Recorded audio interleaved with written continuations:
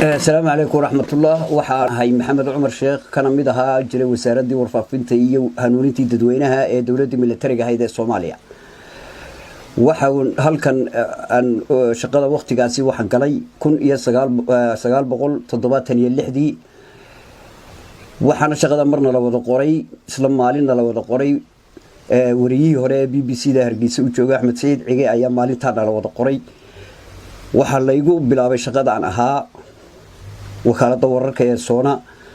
qaybta monitoring-ka la yiraahdo ayaan ka bilaabay shaqada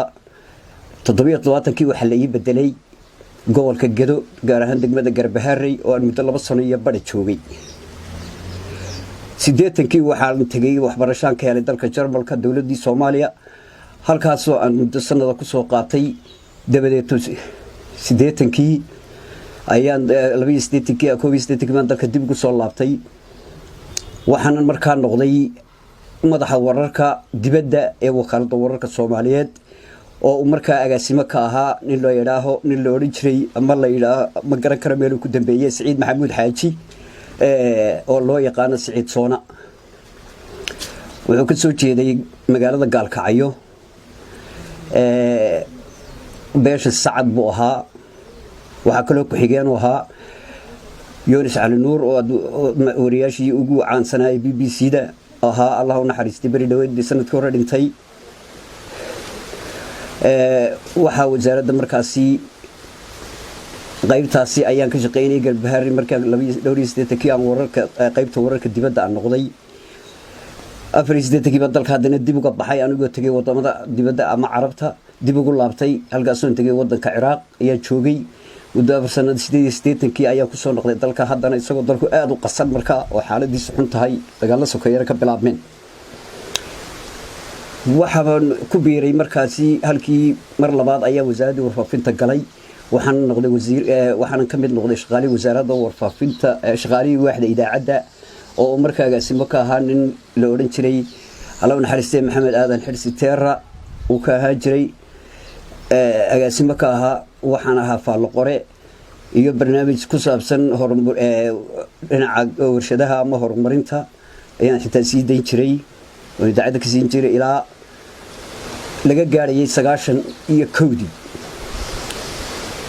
waxaan doonayaa halkan inaad idinka cadeeyo wixii aan ka ogaa nin baryahan dambe baraha bulshada lagu hadalhayo oo la yiraahdo Taakeeye ama Sufyaan ama magac kale magacyada Farxaasle iyo noocaas oo kale aan ku arko markii ay ciidamada US soo galeen Muqdisho waxa qolo waliba ay qabsatay hay'ad ama wasaarad qaar ba qabsaday wasaaradda warfaafinta u badnaa goladan gobolada dhexe ka yimi ama beesha habargidir u badnaa wasaaradda isgaarsiinta qaar ba qabsaday baarlamaanka waxa qabsaday qolo kale sidaas ayaa markii aan meeshii joognay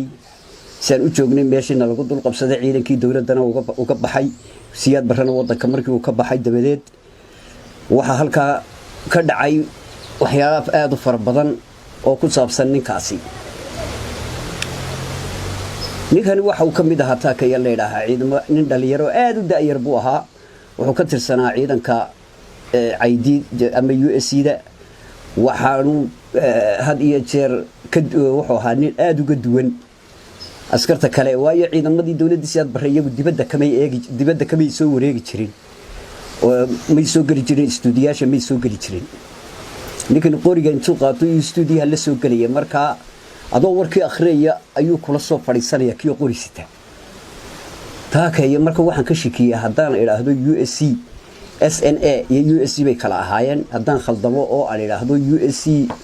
oo siyaad barra ama USC oo General ID aan kala garan waaye marka isoo ka khaldamo bilo kugu dhufay darteed baan horta halka uga shakisanaa Taakeeye waxa uu markii dambe sameeyay askartii kale ee meesha la joogtay intuu iska baxay ayuu wariyaashii iska raacay soo qorisita taw kaga duwan horta askarta taas ay ahayd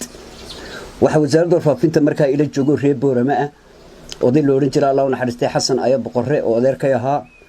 oo wararka General Aidid ama USC-da u turjumi jiray Ingiriisiga soo saari jiray bulletin la oran jiray Soora ay lahayd oo wararka Ingiriisiga lagu qoro Xasan Aya Boqorre la oran jiray waxa waxa kaloo ila joogay nin Allah u naxariistay barkhad cawaal leeyahay isaguna reer Boorama ahaa oo markii dambe dhowriyad 2010 meelaha ku dhintay weerar lagu qaaday mid kamid ah idaacadihii Muqdisho FM ta ahaa lagu qaaday marka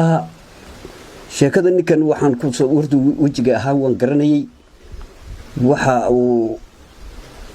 wariyaashan meesha lagu laayay dhamaantoodna nin kaliya mooyaan Abuukar leeyahay mooyaan waan wada aqaan hadday tahay seedanteena ninka leeyahay ka hadlayay isla arrinkan waan dhamaantood waa Abuukar kaas baan aad si garanayn maalmaha bishii markii ciidankii USD meesha ay soo galeen ninkan oo meesha wasiirkii la keenay gacmo dheere ee warfaafinta uu horeeyay dawladda USD ninkan uu yimid muddo aan la shaqeynay dhaqdhaqaaqiisii aan arkay wuxuu maalin weydiiyay qolada hoos buu weydiiyay waxaan ku yiri saaq baana nin walba weydiinay sababta saaq weeyna waxa ay ahayd waxa jiray dareen ama ay ka tirsanayeen beelaha USD in urur la magac mucaarad ahaa oo loo oran jiray SDA oo hogaamin jiray loo naxariistay jaamac Rabiilo Good idaacada BBC ay sheegtay inay dagaal ay ugu heelinayaan beelaha daarood ama dawladdiisa barra ugu heelinayaan ay gadabuursigu la galeen oo ay u heelinayeen sida darteeda USD ay dagaal la galeen oo USD ka hor yimaadeen dagaalna Jowhar iyo beledweyne dhexdeeda ay kula galeen godob bay noqotay taasi dad badan oo samaroon oo ka soo safrayay Muqdisho Jowhar ila beledweyne aad loogu dhibay arrinkaasi godobna ay u qaateen si xun loogu bahdilay ama loogu qaarna ay ku dhinteen sidaas ay u kaliftay marka uu iga tagay ninkaas uu iga tagay taakaya leeyahay haddana magaalo meeshana ma joogin wax isaaq leeyahay oo wariyaasha meesha joogay ku xidhnaa waxay ahaayeen kuwa inta badan u dhashay koonfurta marka laga reebo aniga odaygaas ku hadhnay odayga waxaan ku yiri arrinkii wuxuu yahay maxaa yeelan iska tagna meesha xasan ayo adeero inaga meesha waxyaalo badan baa soo kordhay inaga mari wuxuu dhaano halkaan ku dhimanayay Boorama ma tagay sidii ayaa dhowr 2010 ayuu ku dhintay magaalada Muqdisho ama 2008 waxayd mooyaan halkaas oo ciidamadii US iyo dawladda US waqtiga jirtay ay u sameeyeen aas qaran waana odayga kaliyaatee xabaashiisu ay ku taala ilaa imika wasaaradda warfaafinta dhexdeeda laga arki karo reer Boorama haddii markaan dib u raacno ninkani dhaqdhaqaaqiisa markaan eegay hawshiisu sida wax socdaan markaan eegay waxaan qoriga maba dhigo wariyaashu daba soconaya midba meel buu la galaya midba meel buu studio kula galaya si adoo warkii akhriya markaasaan gartay in meeshan ninkan wax kale meesha ay ka soo socdaan sidii ayaan maalinta qoladeyda i weydiiyay ayaan shiki badan ay galay sidii baan 2019 bishii labaad dhamaadkeedii bisha saddexaadna ay bilaabanaysay isla 2019 ayaa kaga soo tagay sidaas ku tagay kaga imi oo u galay dalka Kenya aan u baxay marka dadkan uu laayay waxa ka horeeyay nin isaguna dhintay oo loo oran jiray MMJ oo inuu ma jeerteen ama dhul bahanta mid buu ahaa wuxuu ninkaas qaabilsanaa kaydka idaacada ayuu qaabilsanaa MMJ baa loo oranayay uu ka horeeyay shanta wariye meesha ku dhibatay uu ka horeeyay ninkii ugu horeeyay lagu dilo ahaa meesha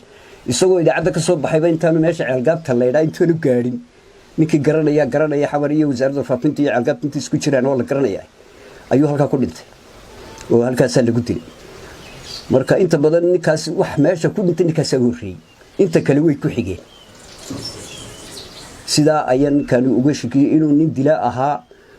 oo nin gabareyn ahaa oo nin qori sitay qori uu la wareegayo oo ahaa oo aadna u daayara dadkan